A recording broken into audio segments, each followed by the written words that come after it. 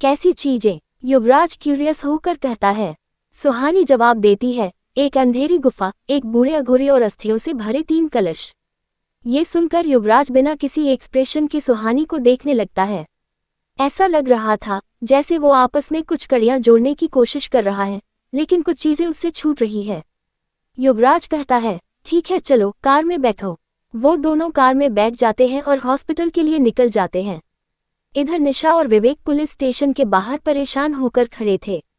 निशा बार बार अपने हाथ की घड़ी को देख रही थी। वो इरिटेट होकर विवेक से कहती है, क्या यार, पिछले 10 मिनट से हम सुहानी का वेट कर रहे हैं, कहाँ रह गई है वो? विवेक कोई जवाब नहीं देता, वो बार बार रोड की तरफ देख रहा है। तभी निशा का मोबाइल बजता है और वो अपने पॉकेट से अपना मोबाइल निकालकर देखती है। मोबाइल देखकर वो कहती है, सुहानी का मैसेज आया है। बोल रही है वो अभी नहीं आ सकती, हम दोनों को ही एएसपी सर से बात करनी होगी। निशा की बात सुनकर विवेक झल्लाते हुए कहता है, अरे यार, ऐसा था तो सुहानी हमें पहले ही बता देती, हम लोग कब से उसका वेट कर रहे हैं। ये कहकर विवेक निशा के साथ पुलिस स्टेशन के अंदर चले जाता है। पुलिस स्टेशन में एंटर करते ही विवेक और निशा को एक बड़े से हॉल में पहुंचते हैं। वहां कुछ पुलिस वाले अपने अपने डेस्क पर बैठकर अपना अपना काम कर रहे थे और कुछ फाइल्स लेकर इधर से उधर जा रहे थे। इतने सारे पुलिस ऑफिसर को एक साथ देखकर निशा और विवेक थोड़ा नर्वस हो जाते हैं। वो घबराते हुए धीरे धीरे आगे बढ़ते हैं।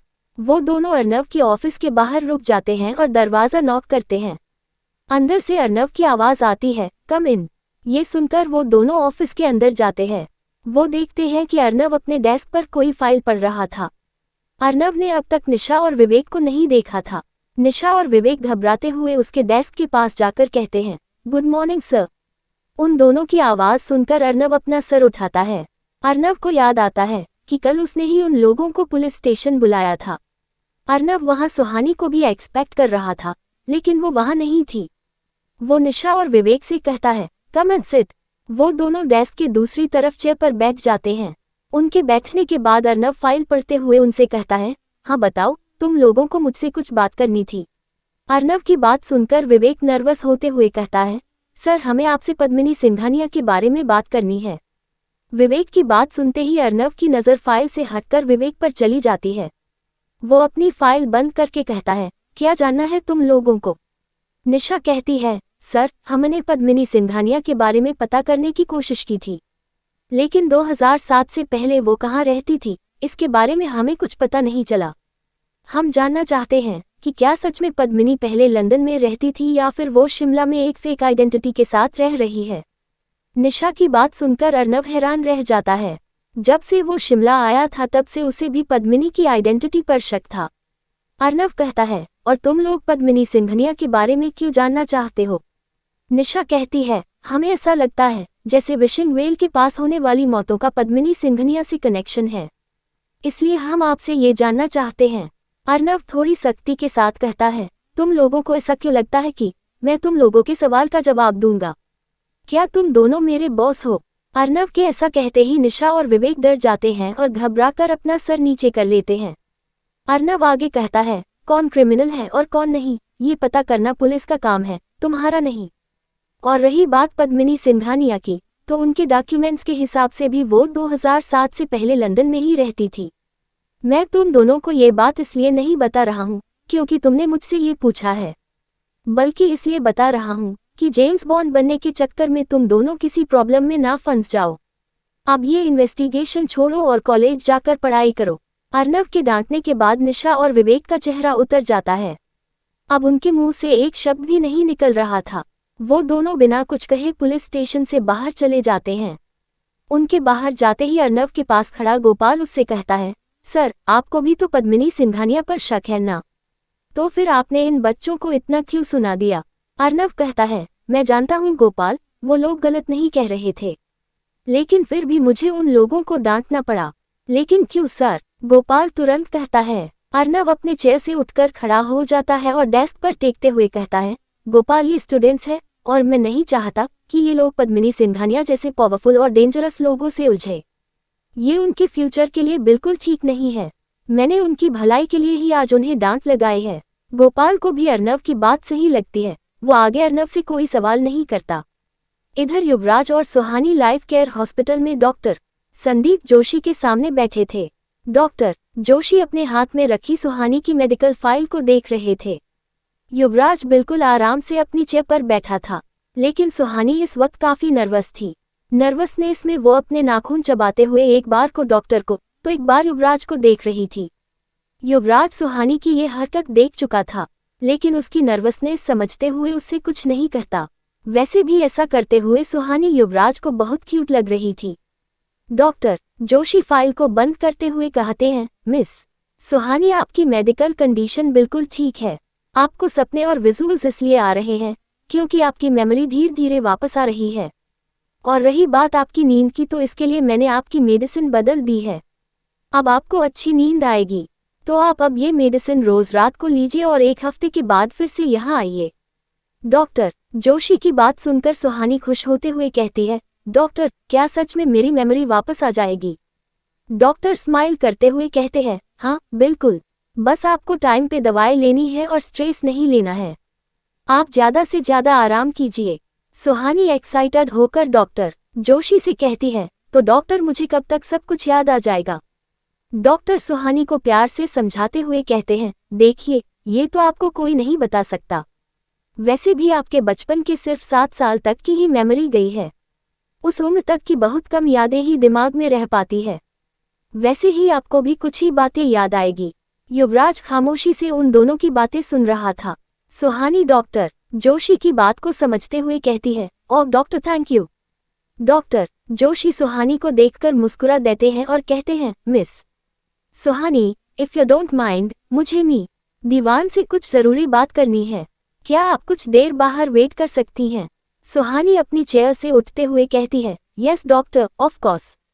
सुहानी वहां से बाहर चली जाती है। सुहानी के बाहर जाने के बाद युवराज डॉक्टर जोशी से कहता है, हाँ डॉक्टर, बताएं आपको क्या बात करनी है? डॉक्टर जोशी युवराज से पूछते हैं, दीवान, सुहानी को इतने सालों से ये मेडिसिन कौन दे रहा था? युवराज कहता है, सुहानी ने बताया था कि उसके डैड उसे ये मेडिसिन दे रहे थे। डॉक्टर जोशी अपने सवाल पर जोर देकर हैं, क्या वो सुहानी के रियल डैड हैं? डॉक्टर जोशी के इस सवाल से युवराज चौंक जाता है। वो कंफ्यूज होकर कहता है, आप कहना क्या चाहते हैं? डॉक्टर जोशी जवाब देते हैं, मेरे कहने का मतलब ये है कि कोई भी फादर अपने बच्चे के साथ जानबूझकर ऐसा नहीं कर सकता जो सुहानी के साथ किया गया है। डॉक्टर की बात सुनकर अब युवराज थोड़ा घबरा जाता है और उनसे कहता है, डॉक्टर साफ साफ बताइए कि बात क्या है? डॉक्टर जोशी युवराज को समझाते हुए कहते हैं, दीवान, मैंने आज सुहानी का चेकअप किया। मुझे उसके सर में ऐसी कोई सीरियस इंजरी नहीं दिखाई दी जिसकी वजह से उसकी मेमोरी इतने टाइम के लिए चली जाए। मेरा शक बिल्कुल सही था। सुहानी की मेमोरी इसलिए वापस नहीं आई क्योंकि उसे पिछले 11 साल से वो मेडिसिन खिलाया जा रहा था। कुछ देर सोचने के बाद डॉक्टर आगे कहते हैं, जो कोई भी सुहानी को ये मेडिसिन दे रहा था वो ये अच्छे से जानता था कि इस मेडिसिन से वो अपनी मेंटल स्टेबिलिटी खो सकती है। फिर भी उसने सुहानी को 11 सालों से ये दवाई खिलाई है। एक फादर कभी भी अपने बच्चे के साथ ऐसा नहीं कर सकता। वो तो सुहानी की किस्मत अच्छी है कि वो अब तक पागल नहीं हुई है। डॉक्टर जोशी की बात सुनकर गुस्से से युवराज का खून खौलने लगता है। उसे समझ नहीं आता कि सुहानी के पापा उसके साथ ऐसा कैसे कर सकते हैं।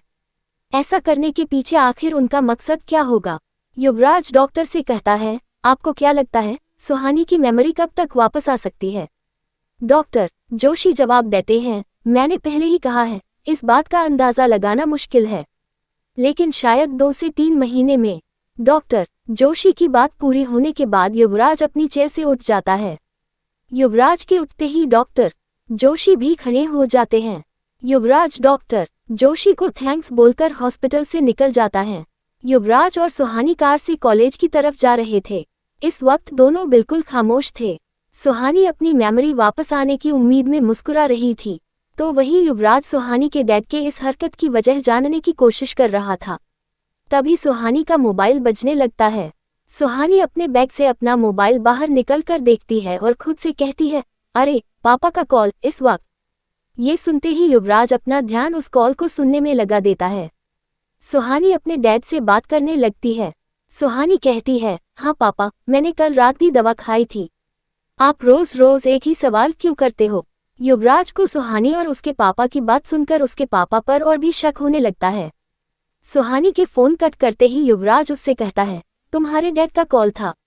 सुहानी खुश होकर कहती है, हाँ। युवराज आगे कहता है, क्या कह रहे थे? सुहानी उसी खुशी के साथ कहती है, पूछ रहे थे कि कल रात मैंने दवा खाई थी या नहीं। वो मुझे हर रात कॉल करके मेडिसिन लेने के लिए याद दिलाते हैं, लेकिन कल रात वो कॉल नहीं कर पाए थे ना, इसलिए उन्होंने यही पूछने के लिए कॉल किया। मेरे पापा मुझसे बहुत प्यार करते हैं। युवराज सामने देखते हुए धीमी आवाज में कहता है, हाँ वो तो मैंने देख ही लिया है। सुहानी युवराज की बात ठीक से सुन नहीं पाती और कहती है, क्या कहा आपने? युवराज बात को बदलते हुए कहता है, तो क्या तुमने अपने पापा को बता दिया कि तुमने मेडिसिन चेंज कर लिया है? सुहानी कहती है, नहीं, मैंने उन्हें नहीं बताया है। युवराज सुहानी को देखते हुए पूछता है, क्यों? सुहानी एक्साइटेड होकर कहती है, जब मेरी मेमोरी वापस आ जाएगी ना तो मैं उनको सीधा सरप्राइज दूंगी। सुहानी की ये बात सुनकर युवराज को हंसी आने लगती है। वो फुसफुसाते हुए कहता है, सरप्राइज नहीं, शौक मिलेगा उनको। दोपहर के 12 बजे थे। इस वक्त भी पुराना रोड बिल्कुल सुनसान था। पिछले कुछ दिनों से यहाँ होने वाली मौतों का आंकड़ा बढ़ने लगा था। एक आम इंसान रात को तो दूर दिन में भी पुराने रोड आसपास भी नहीं भटकता था। पुराने रोड से कुछ ही दूरी पर जंगल के अंदर विशिंग वेल था। विशिंग वेल के पास ही वहां होने वाले मर्डर्स के विक्टिम्स की डेड बॉडी मिलती थी। उसके चारों तरफ को पुलिस ने बैरियर से घेर लिया था, जिससे कोई भी उस तरफ ना जाए। तभी एक ब्लैक बुलेट बाइक चलते हुए पुराने रोड पर आती है। पुराने रोड से वो बाइक जंगल के अंदर जाने लगती है। जंगल के पथरीले रास्ते पर भी वो बाइक उतनी ही तेजी से चल रही थी जैसे रोड पर। वो बाइक तेजी से चलती हुई विशिंग वेल के पास आकर रुकती है। उस बाइक पर और कोई नहीं बल्कि समायरा बैठी थी। बाइक को स्टैंड पर लगाकर समायरा विशिंग वेल तरफ बढ़ती है। वो पुलिस के लगाए बैरियर को क्रॉस करते हुए विशिंग वेल के पास आ जाती है। दिन में सूरज की रोशनी में भी विशिंग वेल बहुत भयानक दिखाई दे रहा था। उस कुएं की रेलिंग बड़े बड़े पत्थरों से बनी थी, जो कि 200 साल पुरानी थी। समायरा बिना किसी एक्सप्रेशन के उस विशिंग वेल को ध्यान से देखने लगती है। कुछ देर बाद वो अपना दायां हाथ धीरे धीरे उस कुएं के करीब लेकर जाती है और उस पर अपना हाथ रख देती है। विशिंग वेल पर अपना हाथ रखते ही समायरा के चेहरे पर हल्की घबराहट दिखाई देती है। उस रेलिंग पर अपना हाथ रखकर समायरा अपनी आंखें बंद कर लेती है। आंखें बंद करने के कुछ ही पलों में उसके चेहरे पर शिकन आने लगती है। ऐसा लग रहा था जैसे समायरा बंद आंखों से कुछ देख रही है और कुछ ढूंढने की कोशिश कर रही है। वो कुछ देर तक विशिंग वेल अपना हाथ रखकर आंखें बंद किए हुए खड़े रहती है। फिर अचानक से उसकी आंखें खुलती है और वो अपना हाथ उस विशिंग वेल से हटाते हुए कहती है, मुझे कुछ दिखाई क्यों नहीं दे रहा है? समायरा विशिंग वेल के चारों तरफ घूमते हुए उसे बड़े गौर से देखने लगती है, जैसे वो उस रेलिंग पर कुछ ढूंढ रही हो। कुछ ही देर में उसकी नज़र एक जगह पर जाकर रुक जाती है। उसे रेलिंग के एक कोने में पर एक अजीब सा निशान दिखता है। उसे निशान देखते ही समायरा की आंखों में चमक आ जाती है। समायरा उस निशान को पास से देखने के लिए नीचे झुक जाती है और मुस्कुराते हुए कहती है, आखिर ये मिल ही गया। अब मैं अपना काम आगे बढ़ा सकती हूँ। ये कहकर समायरा अपना हाथ उस निशान के पर रख देती है। उस निशान को छूते ही समायरा को एक जोर का झटका लगता है। वो झटका इतना तेज था कि समायरा कई फीट पीछे जाकर जमीन गिर जाती है। समायरा अब वहां अपने पीठ के बल पर जमीन पर पड़ी हुई थी। उसे काफी चोट लग गई थी और दर्द के कारण वो हिल भी नहीं पा रही थी। कुछ देर बाद समायरा उठकर वहीं बैठ जाती है। इस वक्त समायरा की पीठ विशिंग वेल की तरफ थी। दोपहर के 12 बजे थे। आसमान में काले बादल छाए थे, इसलिए ऐसा लग रहा था जैसे शाम हो गई है। आसपास घना जंगल था, जो रोशनी को विशिंग वेल तक पूरी तरह से आने नहीं दे रहा था।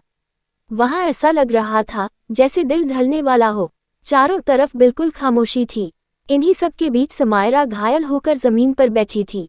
इस सन्नाटे के बीच समायरा को एक धीमी सी आवाज सुनाई देती है, समायरा। ये आवाज पीछे से आ रही थी।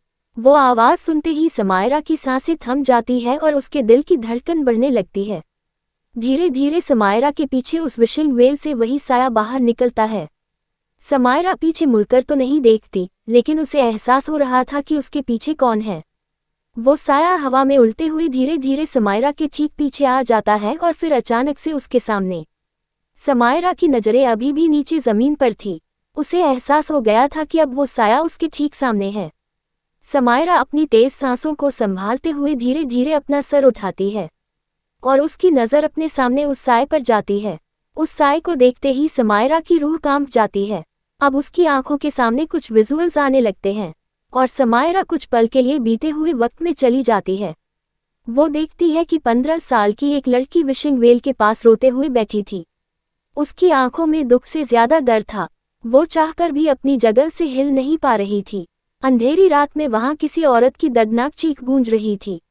उस लड़की के ठीक सामने वो साया था। उस साए ने एक औरत की गर्दन पकड़कर उसे जमीन से ऊपर उठा दिया था। कुछ ही देर बाद उस औरत की गर्दन से खून बहते हुए जमीन पर गिरने लगता है। ये देखकर उस लड़की की चीख निकल जाती है। वो 15 साल की लड़की और कोई नहीं समायरा थी। तभी उस साए से एक भयानक आवाज आती है, इतने सालों बाद। उस साए की आवाज सुनते ही समायरा प्रेजेंट में आ जाती है। वो अपनी आंखें बंद करके खुद से कहती है, नहीं समायरा, तू डर नहीं सकती, तेरा डर ही इसकी ताकत है। ये सोचकर समायरा अपनी आंखें खोलती है और गुस्से से उस साए को देखने लगती है। ऐसा लग रहा था जैसे उसका सारा डर कहीं चला गया है। समायरा उठकर अपने कपड़े से धूल झाड़ते हुए कहती है, हाँ, इतने सालों बाद मैंने सोचा तेरी ये गंदी भयानक शक्ल एक बार और देख लूं। वो क्या है ना, तेरा वक्त खत्म होने वाला है। वो साया गुस्से में और भी भयानक आवाज में कहता है, क्यों आए हो यहाँ? समायरा अपने डर के ऊपर मुस्कुराहट लिए हुए कहती है, तू तो मुझे ही देखकर डर गई। भूल गई क्या, वो दिन अब पास आता जा रहा है। सिर्फ 6 महीने ही बाकी हैं। अब तो और भी लोग यहाँ आने वाले हैं। समायरा की बात सुनकर वो साया तेज आवाज कहता है, तुम क्यों आए हो यहाँ? समायरा गुस्से में उस साए को घूरते हुए कहती है, तुझसे तेरी सबसे कीमती चीज छीनने आई हूँ, युवराज। ये सुनते ही वो साया गुर्राने लगता है और अपने एक हाथ से समायरा की गर्दन पकड़कर उसे जमीन से कुछ फीट ऊपर उठा देता है। इससे समायरा का दम घुटने लगता है और वो छटपटाने लगती है। वो साया समायरा से कहता है, युवराज सिर्फ मेरा है और उसे मुझसे कोई नहीं छीन सकता। तू भूल गई क्या, 11 साल पहले तेरी माँ ने यही कोशिश की थी और मैंने उसका क्या हाल किया था। उस साए की बात सुनते ही समायरा की आंखें नम हो जाती है। उसे फिर से वही विजुअल्स दिखने लगते हैं जो उसे कुछ पल पहले दिख रहे थे। वो गुस्से में अपने दांत पीसते हुए कहती है, मुझे सब याद है और वही हिसाब बराबर करने में वापस आई हूँ।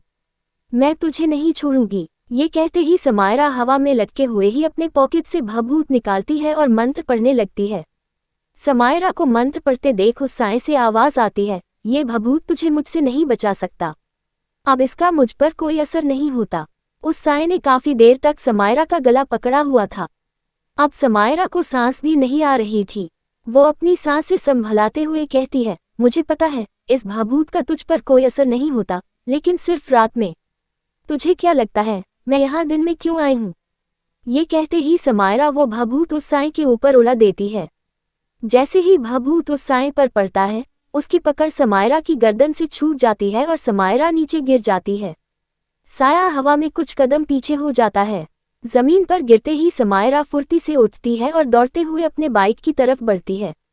अपने बाइक के पास पहुंचकर वो बाइक स्टार्ट करके तेजी से आगे बढ़ जाती है। समायरा जंगल के उबड़ खाबड़ और पथरीले रास्ते पर तेजी से बाइक भगा रही थी। जैसे ही वो जंगल से बाहर रोड पर पहुंचने वाली होती है, उसके पीछे से एक घूमती हुई कतार आती है और समायरा की पीठ पर घुस जाती है। उस कतार के लगते ही समायरा की सांसें एक ही बार रुक जाती है और उसका बैलेंस बिगड़ने लगता है। उसकी बाइक एक पेड़ से टकरा जाती है। समायरा हवा में उछलते हुए पुराने रोड पर आ रही एक कार के सामने गिर जाती है। किसी को कार के सामने गिरते देख कार का ड्राइवर फौरन ब्रेक लगा देता है और समायरा कार के नीचे आने से बच जाती है। वो एक पुलिस कार थी जिसे अमन चला रहा था। उसके अलावा कार में अर्नव और गोपाल भी बैठे थे। जैसे ही कार रुकती है, वो तीनों भागते हुए समायरा के पास जाते हैं। समायरा पेट के बल सड़क पर पड़ी थी। अर्नव उसके पास जाकर घुटने के बल बैठ जाता है। अर्नव ने अभी तक समायरा का चेहरा नहीं देखा था। सबसे पहले उसकी नज़र समायरा की पीठ पर लगी कतार पर जाती है। वहां से बहुत खून बह रहा था। अर्नव बिना देर किए धीरे से वो कतार बाहर निकालता है और उस जगह को एक कपड़े से बांध देता है। इसके बाद अर्नव समायरा की बॉडी को पलट देता है। अब अर्नव के सामने समायरा का चेहरा था। उसका चेहरा देखते ही अर्नव हैरान रह जाता है।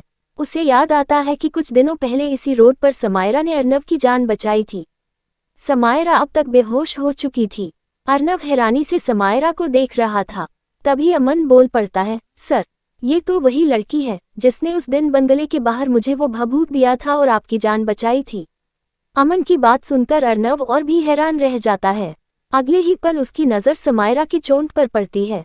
इतने दूर से गिरने की वजह से समायरा के सर पर एक गहरी चोट लगी थी जिससे खून बह रहा था। अर्नव समायरा को गोद में उठाकर कार के अंदर ले जाता है। अमन कार स्टार्ट करके हॉस्पिटल की तरफ बढ़ जाता है। इधर सुहानी हॉस्पिटल से कॉलेज आकर निशा और विवेक को ढूंढ रही थी। उन्हें ढूंढते हुए जब वो कैंटीन पहुंचती है तो वो देखती है कि निशा और विवेक वहां मुंह लटकाए बैठे हैं। उनके हाथ में कॉफी मग था, लेकिन वो दोनों उसे पी नहीं रहे थे। ऐसा लग रहा था जैसे दोनों को कोई गहरा सदमा लग गया हो। सुहानी उनके पास जाकर एक चेयर पर बैठ जाती है। सुहानी को देखकर वो दोनों और भी नाराज हो जाते हैं। सुहानी उन दोनों से कहती है, क्या हुआ? तुम दोनों का मुंह गुब्बारे की तरह क्यों फूला हुआ है? सुहानी की बात सुनकर विवेक चिढ़ते हुए कहता है, तुम कहाँ थी और पुलिस स्टेशन क्यों नहीं आई? तुम्हें पता है वहां हमारे साथ क्या हुआ? सुहानी हड़बड़ाते हुए कहती है, क्या हुआ? निशा भी चिढ़कर कहती है, छोड़ो विवेक, हमें इससे बात ही नहीं करनी है। सुहानी माफी मांगते हुए कहती है, अरे सॉरी यार, मैं वहां नहीं आ पाई। तुम दोनों इतना क्यों गुस्सा हो रहे हो? विवेक गुस्से में कहता है, गुस्सा क्यों हो रहे हैं? तुम्हें पता है एएसपी सर ने हमें कितना सुनाया है। कुछ इन्फॉर्मेशन तो मिली नहीं, उल्टा हम अपनी बेइज्जती करा के आ गए। सुहानी हैरानी से कहती है, क्या तुम दोनों को वहां डांट पड़ गई? निशा फिर से चिढ़ते हुए कहती है, हाँ, एएसपी सर ने हमें बुरी तरह से सुना दिया और इन सब चीजों से दूर रहने की वार्निंग भी दे दी। सुहानी कंफ्यूज होकर कहती है, अगर एएसपी सर ने तुम दोनों को डांट दिया तो तुम दोनों मुझसे क्यों गुस्सा हो? निशा कहती है, क्योंकि तू वहां नहीं आई और तुझे डांट नहीं पड़ी। ये मिशन तो हम तीनों का है, तो डांट भी तो बराबर पड़नी चाहिए ना। निशा की बातें सुनकर सुहानी अपनी हंसी छुपाते हुए कहती है, तो तुम लोग इसलिए गुस्सा हो कि मुझे डांट नहीं पड़ी? सुहानी के सवाल का निशा और विवेक कोई जवाब नहीं देते। उन दोनों को ऐसे गुस्से में देखकर सुहानी की हंसी छूट जाती है और वो जोर जोर से हंसने लगती है। उसे हंसते देखकर निशा और विवेक को लगता है जैसे सुहानी उन दोनों को चिढ़ा रही है। इससे उनका गुस्सा और भी बढ़ जाता है। कुछ देर बाद सुहानी उन दोनों को समझाते हुए कहती है, अरे यार, मैं पुलिस स्टेशन नहीं आ पाई क्योंकि मैं हॉस्पिटल गई थी। सुहानी की ये बात सुनकर विवेक और निशा अपना गुस्सा भूल जाते हैं और दोनों साथ में कहते हैं, हॉस्पिटल क्यों गई थी? तेरी तबीयत तो ठीक है ना? सुहानी मुस्कुराते हुए कहती है, हाँ, मेरी तबीयत बिल्कुल ठीक है। मैं हॉस्पिटल इसलिए गई थी क्योंकि सुहानी निशा और विवेक को सारी बातें बता देती है। सारी बातें सुनकर वो दोनों भी बहुत खुश हो जाते हैं। निशा खुश होकर कहती है, चल अच्छा है, अब तू गजनी नहीं रहेगी और तुझे तेरा पास्ट और तेरे रियल मॉम डैड भी याद आ जाएंगे। सुहानी निशा की बात को इग्नोर करके उससे कहती है, तो क्या सच में तुम दोनों को एएसपी सर से कोई इन्फॉर्मेशन नहीं मिली? विवेक उदास होकर कहता है, नहीं यार। विवेक की बात सुनकर सुहानी भी उदास हो जाती है। उसे उदास देखकर निशा कहती है, सुहानी, तू भी किसकी बात सुन रही है? ये ना आज डांट खाकर सदमे में चला गया है, इसलिए इसे कुछ याद नहीं आ रहा है। हमें वहां से एक इन्फॉर्मेशन मिली है। सुहानी और विवेक क्यूरियस होकर निशा की तरफ देखते हुए कहते हैं, कौन सी इन्फॉर्मेशन? निशा अपना सर टेबल की तरफ झुकाते हुए धीरे से कहती है, यही कि डॉक्यूमेंट्स के हिसाब से पद्मिनी सिंघानिया 2007 से पहले लंदन में रहती थी। ये सुनकर विवेक चिढ़ते हुए कहता है, ये क्या इन्फॉर्मेशन हुआ? इस हिसाब से तो पद्मिनी इनोसेंट निकली ना।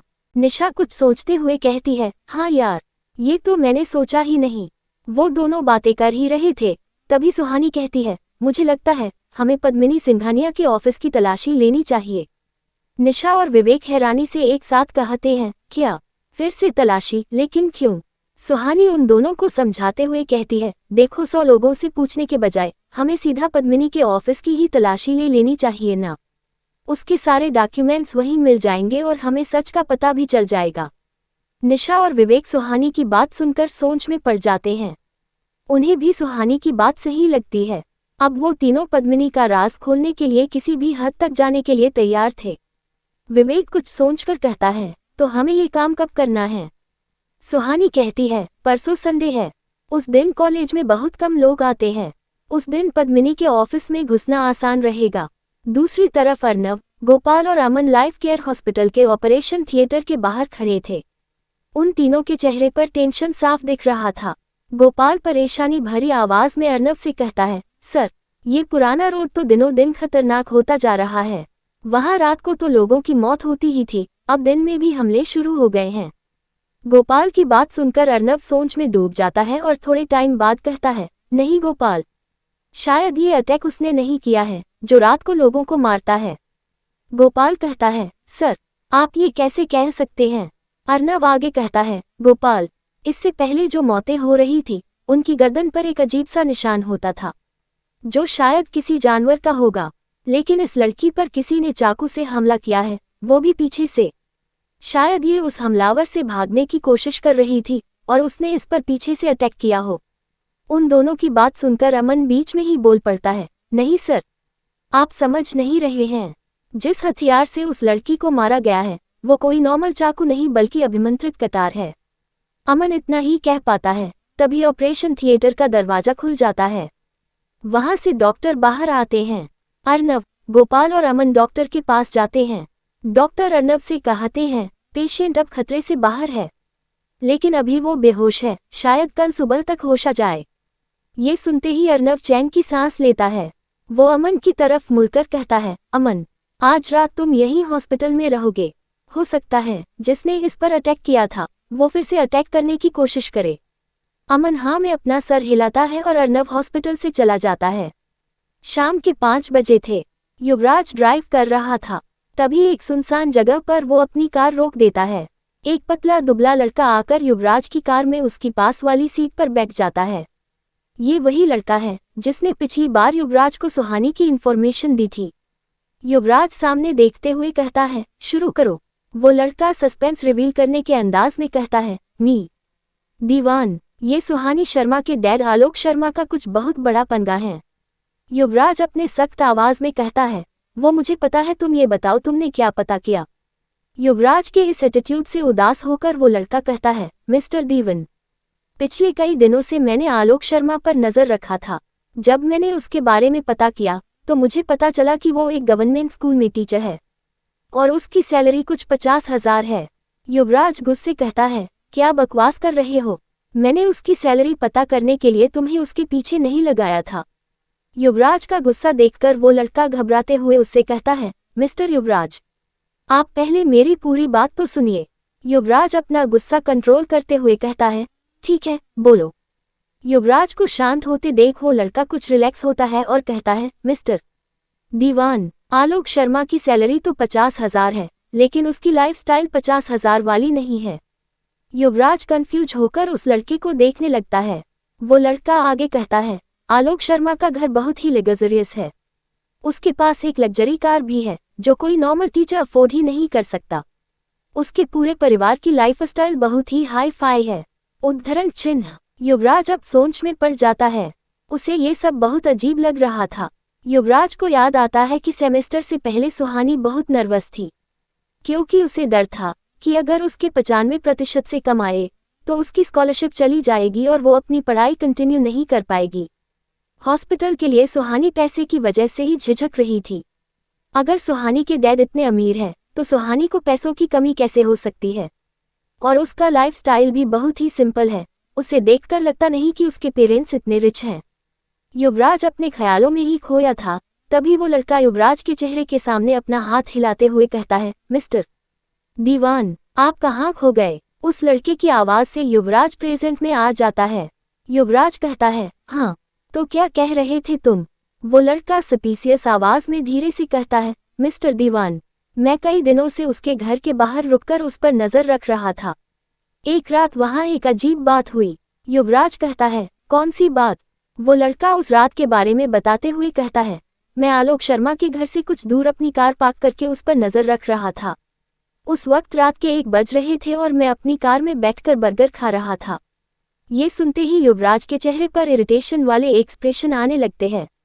युवराज के एक्सप्रेशन पर बिना ध्यान दिए वो लड़का आगे कहता है, तभी मैंने देखा कि एक लंबा चौड़ा आदमी जिसने एक लंबी सी ब्लैक जैकेट पहनी हुई थी आलोक शर्मा के घर के पास आकर रुक गया।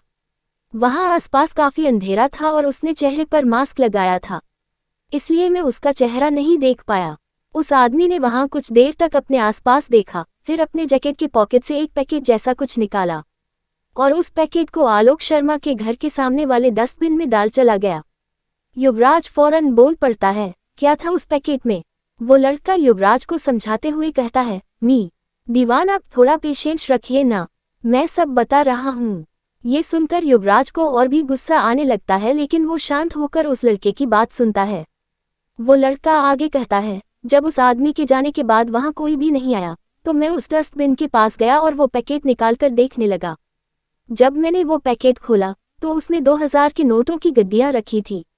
मैंने वो पैसे गिने तो नहीं, लेकिन वो लगभग 3 लाख रुपए रहे होंगे।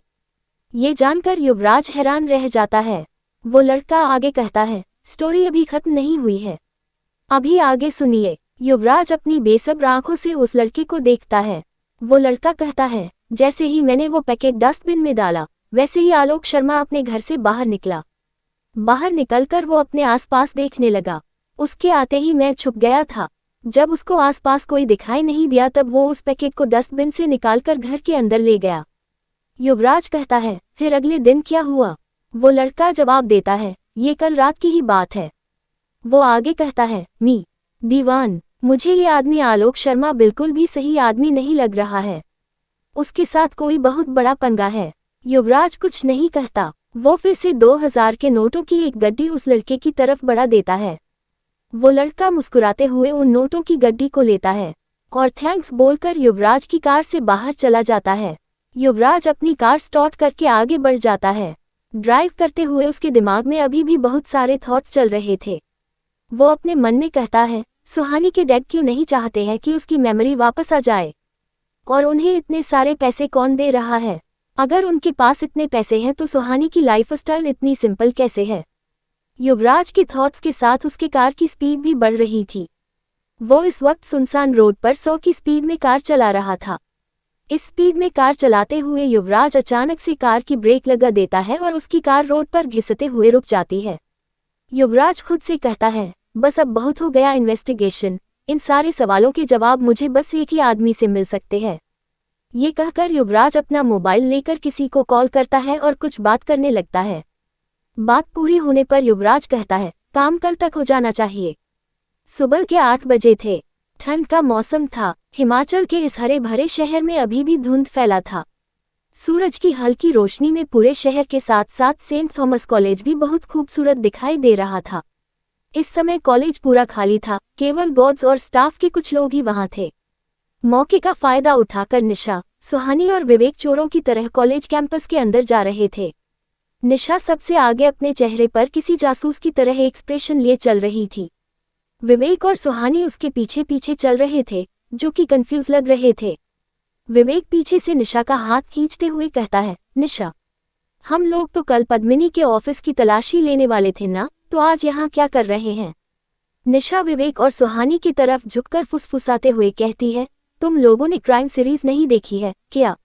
एक स्मार्ट क्रिमिनल्स क्राइम करने से पहले क्राइम लोकेशन को अच्छे से देख लेता है। निशा की बात सुनकर विवेक मुंह बनाते हुए कहता है, तो क्या हम क्रिमिनल्स हैं? निशा विवेक को ताना मारते हुए कहती है, कॉलेज के ट्रस्टी के ऑफिस में चुपके से घुसकर डॉक्यूमेंट्स गायब करना क्राइम ही होता है। निशा की बात सुनकर विवेक और सुहानी घबरा जाते हैं। वो दोनों साथ में कहते हैं, नहीं, हम क्रिमिनल्स नहीं हैं। निशा इरिटेट होकर दोनों का हाथ पकड़कर उन्हें कॉलेज के अंदर ले जाती है। पद्मिनी सिंघानिया का ऑफिस कॉलेज के आखिरी कोने में युवराज के ऑफिस के पास था। उसके ऑफिस के बाहर हर वक्त एक गार्ड होता था। पद्मिनी कभी कभी ही ऑफिस आती थी, इसलिए उसका ऑफिस अक्सर बंद ही रहता है। निशा उन दोनों को लेकर कैंपस के उस हिस्से में पहुंच जाती है जहां पद्मिनी का ऑफिस था। वो पद्मिनी के ऑफिस को एक दीवार की आड़ से झांक कर देखने लगती है। ऑफिस के बाहर एक गार्ड था, इसलिए निशा छुप रही थी। सुहानी और विवेक कंफ्यूज होकर ये सब देख रहे थे। उन्हें समझ नहीं आ रहा था यहाँ वो क्या करें। कुछ देर बाद विवेक निशा की आड़ में पद्मिनी के ऑफिस की तरफ देखने लगता है। फिर सुहानी भी विवेक की आड़ में ऑफिस को देखने लगती है। इस तरह से दीवार के पीछे निशा, निशा के पीछे विवेक और विवेक के पीछे से सुहानी बड़े ध्यान से पद्मिनी के ऑफिस को देख रहे हैं। निशा चीजों को ऑब्जर्व कर रही थी। लेकिन सुहानी और विवेक बस कंफ्यूज्ड थे। तभी सुहानी के कंधे पर कोई पीछे से हाथ रखता है। सुहानी पद्मिनी के ऑफिस की तरफ इतने ध्यान से देख रही थी कि उसे एहसास नहीं होता कि वो ये काम सबसे छुपकर कर रही है। वो मुंह बनाते हुए बिना पीछे देखे उस हाथ को अपने कंधे से हटा देती है। कुछ ही पलों में वो हाथ फिर से सुहानी के कंधों पर आ जाता है और सुहानी फिर से उसे हटा देती है। तीसरी बार वो हाथ हल्की सी थपकी के साथ सुहानी के कंधे पर लगता है। अब सुहानी को याद आता है कि निशा और विवेक तो उसके आगे है, तो पीछे से कौन उसे थपकी मार रहा है। डर से सुहानी की आंखें बड़ी हो जाती है और उसी एक्सप्रेशन के साथ वो पीछे मुड़ती है। वो देखती है कि वहां और कोई नहीं, युवराज खड़ा था। युवराज को वहां देखकर सुहानी का मुंह खुला का खुला रह जाता है। युवराज बिना किसी एक्सप्रेशन के उसे ही देख रहा था। निशा और विवेक ने अभी युवराज को नहीं देखा था, वो अब भी पद्मिनी के ऑफिस डोर को ही देख रहे थे। सुहानी बिना पीछे मुड़े अपनी नजरें झुकाए हुए अपने हाथों से विवेक का शर्ट खींचने लगती है। विवेक बिना पीछे मुड़े सुहानी से अपना शर्ट छुड़ाकर कहता है, सुहानी परेशान मत करो ना। सुहानी फिर से विवेक की शर्ट खींचती है। डर से उसके मुंह से एक शब्द भी नहीं निकल रहा था और युवराज का उसे घूरना उसे और भी डरा रहा था। विवेक फिर से वही करता है, लेकिन सुहानी लगातार उसका शर्ट खींचते रहती है। विवेक सुहानी की इस हरकत से चिढ़ जाता है और पीछे मुड़ते हुए कहता है, सुहानी क्या कर रही हो, देख नहीं रही कि मैं। विवेक इतना ही कह पाया था, तभी उसे सामने युवराज दिखता है। युवराज को देखकर विवेक का भी वही हाल होता है जो सुहानी का था। वो भी शॉक्ड होकर युवराज को देखता रह जाता है। अब बारी निशा की थी।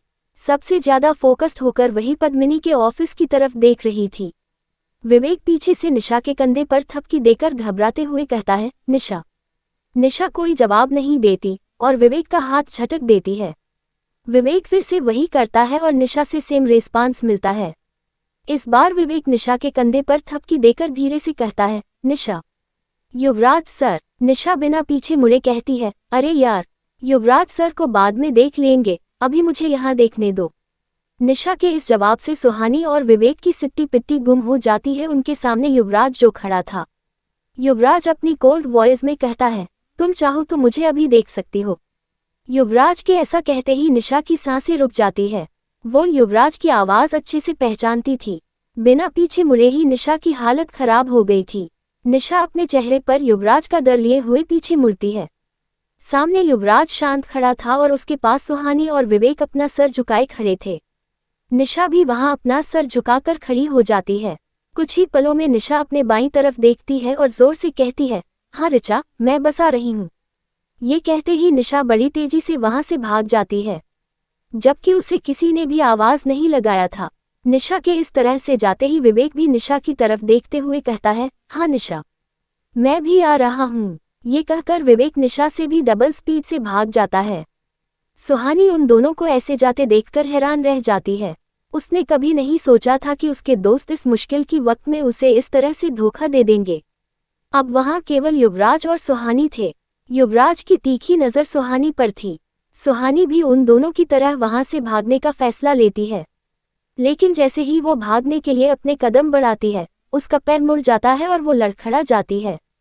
इससे पहले सुहानी लड़खड़ा कर गिर जाती, युवराज उसका हाथ पकड़ लेता है और अगले ही पल उसे जोर से अपनी तरफ खींच लेता है। सुहानी युवराज की बाहों में आ जाती है। अब युवराज का एक हाथ सुहानी की कमर पर था और उसका चेहरा ठीक सुहानी के सामने। वो दोनों एक दूसरे के बेहद नजदीक आ जाते हैं और बस एक दूसरे की आंखों में खो जाते हैं।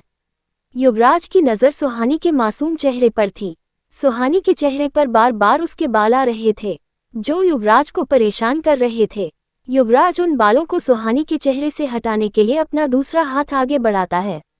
जैसे ही वो सुहानी के चेहरे को छूने वाला था, उसे कुछ याद आता है और अगले ही पल वो सुहानी को छोड़कर अपने कदम पीछे ले लेता है। युवराज के ऐसा करते ही वो दोनों अनकंफर्टेबल होकर इधर उधर देखने लगते हैं। उन दोनों को ही समझ नहीं आ रहा था कि अब क्या कहें।